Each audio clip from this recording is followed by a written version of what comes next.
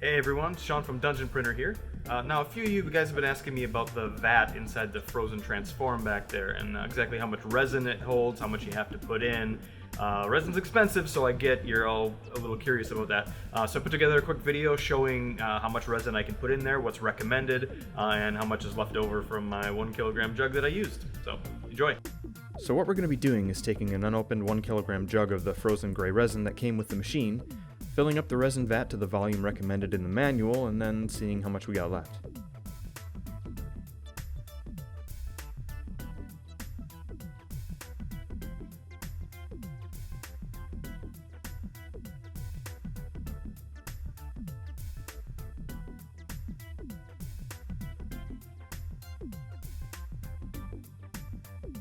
Now we're just about to the halfway point, and there's not much resin left in the jug.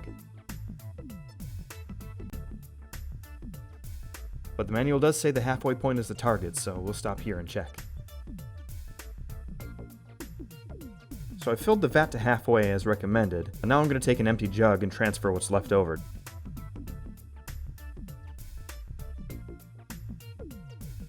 As you can see, there's hardly anything left in here, and it probably would have fit into the vat just fine.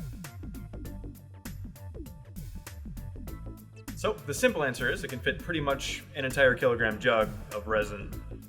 If you want to be technical and you want to go exactly by what the book says, maybe 800 milliliters, but pretty much you could fit the entire kilogram jug in there and be fine.